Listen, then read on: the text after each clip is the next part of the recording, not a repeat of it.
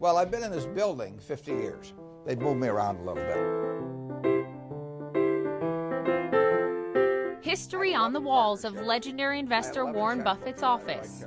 I formed my first partnership in May of 1956, so this was a year-end balance sheet, which I typed myself. In fact, you'll probably find a few typos in it. And these are the partners I had at the time, and this was my father-in-law. That was my roommate in college. That was his mother. That's my Aunt Alice.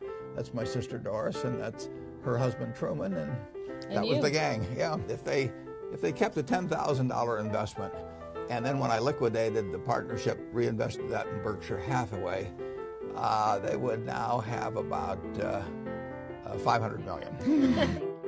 I did very well with small amounts of money back in 1964. When a panic happens with a really good company, I like to buy. Buffett's MO for investing. This 1901 New York Times article reminds him daily of an important lesson.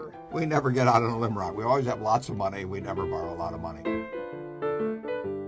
First campaign I got really active in was when I was 10 years old in 1940, and Wilkie was running against Roosevelt. My dad thought that if Roosevelt got elected, that there'd never be another election. A vocal Republican in his earlier years, Buffett now leans left and is a big Obama supporter. We were talking about the economy, and I brought along some figures that I thought would be of interest to him. That was when I got the Presidential Medal of Freedom. But he's never had political ambitions like his father. That's my dad's campaign picture when he was 39 years old, running for Congress the first time in 1942. This is my dad's desk. This sat on his desk when I was a kid, when I was 10 years old, and I always admired it. This is my favorite thing in your office. I need one of these. The too hard box. Right.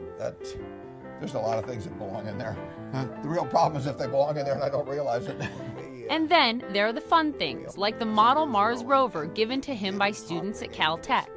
That beats getting a T-shirt. And the mock Sports Illustrated cover. I think if they ever bring me out, it'll be as Waterboy.